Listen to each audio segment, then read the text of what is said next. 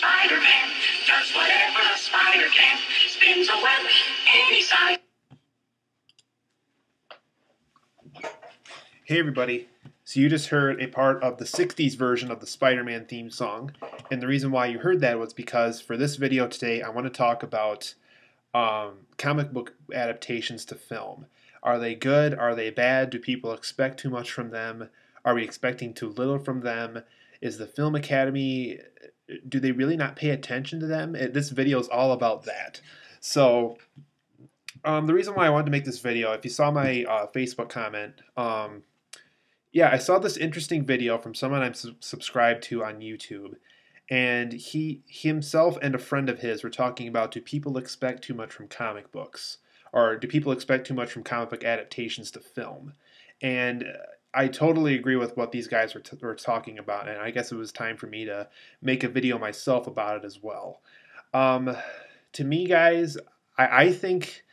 I know there are some people out there like, oh, there's too many comic book movies. I mean, every movie in the theater is about a superhero. It's about a comic book. It's about a character from a comic book. It's a character from this and this and this and this and this. But to tell you the truth, guys, I mean, how many original ideas does Hollywood have left? And to me, some of those original ideas are some of those stories that we actually got from comic books. Like, tell me that The Dark Knight wasn't original. Of course, it wasn't original. It was something that people didn't get to see before in a comic book movie. Before Dark Knight, it was, here's the villain, here's the hero, here's the hero's connection to the villain, they fight each other, end credits. And to me, ever since Dark Knight, it was a lot more than that. Christopher Nolan introduced us to, what if the hero had a dark side? What if the hero has something they feel guilty about? What if the villain of the movie didn't know the hero, but he did something consistently to make the hero mad, causing the hero to do this and this and this. And on top of this, we have the whole city with this political event where this, and this happens too. And to me, that's something interesting. I think comic book films are capable of doing this, and it's all a matter of finding the right director, the right audience, the right marketing style. All those things contribute to what makes an excellent comic book film. So I guess the goods, guys, is we have films like Iron Man, The Dark Knight. We have X-Men First Class was a big one recently. We had, I'd say probably the first two Superman films, and I would say maybe.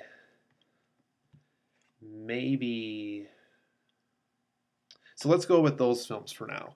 So with those films, you guys, we have stories that are not just about a hero, the villain, the connection, the end. With those movies, we have something more complex. With X-Men First Class, we have an event that actually happened in history, and what would happen if these characters actually existed in this time period that actually happened. In Dark Knight, we had a political situation. We had um, the man that represented good, um, protection, are the person we look up to, and we have the person that we want to avoid, the person that wants to see the world burn, the person that pretty much the story of the Dark Knight. Um, even the first two Spider-Man films. I know a lot of people hated the third one, but even in the first two Spider-Man films, we had a much more complex story. We had a kid who never grew up with his parents. He never knew his parents. He lived with his aunt and uncle. The uncle dies. He lost the father figure. While he's in college, um, he finds out that the villain of the city is his best friend's father. Things like that. I think those kind of stories where people are like, "Oh my God, I was never expecting a superhero story to get that in depth and this personal to this character." And to me, the really bad adaptations, like let's say Elektra and Superman 4 and Supergirl and what's another terrible one?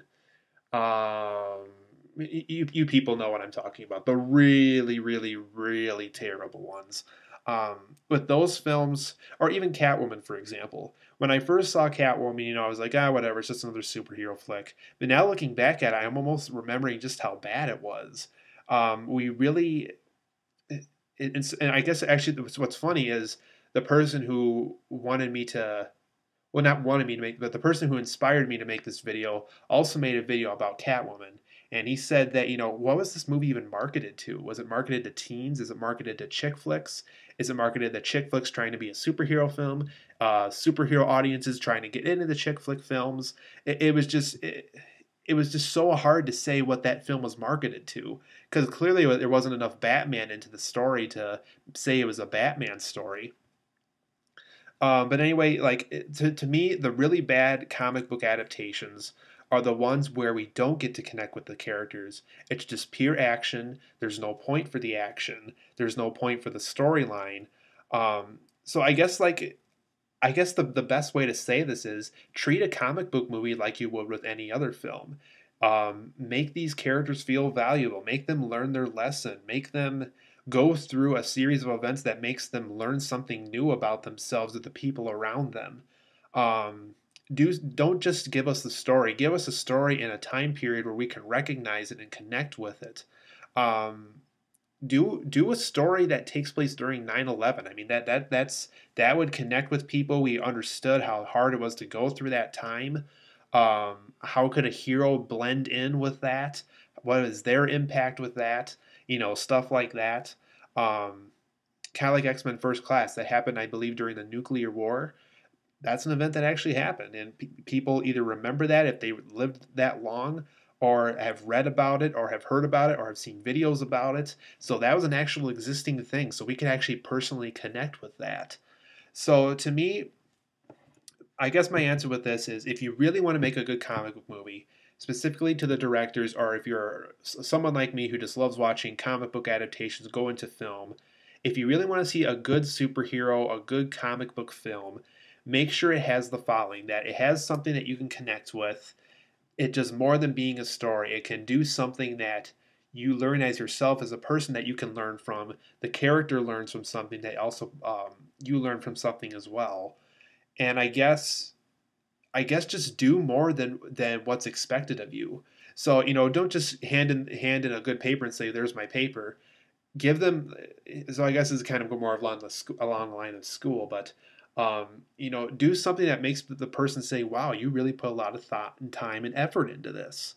And I guess it's just really, it's embarrassing, and it's just kind of hard to believe when you go see a really bad superhero or a bad comic book film. You're like, well, this person really didn't put a lot of thought and time and effort into this. I mean, how hard is it to get someone into a costume or make them believe they're in this costume and go out and fight crime, protect the city, um, fight off a villain that's a threat to the people, and some people really can't get it right.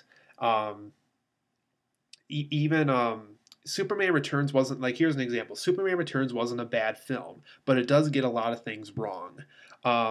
For example, Superman Returns, it never puts the pedal to the metal. It never got a chance to really show us what Superman can do. It never gives us specific rules that Superman has. Like, it never quite told us, Superman has this, this, this, and this as his superpowers. No more, no less. Those are his four superpowers. That's all he has. And to me, Superman Returns is like, well, okay, well, I guess he kind of can fly too, and he can kind of use laser vision. He can kind of use ice breath every once in a while. But to me, it was kind of using excuses to make sure that the story worked. And to me, I don't like when directors do that. And also to me, Kevin Spacey is an excellent actor, but he's a lame excuse to bring Lex Luthor back to life for a storyline. If they really want to make Superman return to this new Earth that he's not familiar with, why not use a villain that we don't even know about? Why not use a villain that introduces us to something new, something that we haven't seen in the previous Superman films? Um, so I guess to sum up this video, because I know it's almost 10 minutes here, but I just really want to see more comic book adaptations where people are like, we should expect this, this, and this. And, people are going to expect those things as they go into the theater. But at the same time, don't expect too much. So I guess a really quick story. I saw Captain America First Avenger on the opening day it came out. I was expecting something huge. I was expecting something as big as Iron Man and Thor. And I was one of those people that I was a little bit disappointed with it. I mean, it was an okay film. It wasn't a great one. It wasn't as good as Iron Man or Thor, I would say. But it could have done a lot more than it did. And to me, that's another example of a superhero film where I really didn't get the impression that they put a lot of thought and time and effort into it. Um, so I guess here's the most obvious message: be like Dark Knight, don't be like Batman and Robin. I guess that's the best way I can say it. So I just wanted to make this quick video, you guys. I thought it was just a very interesting topic I saw in this YouTube video. I just wanted to get my own view on it and my own personal video about it too. So I hope to see you guys next time for another video.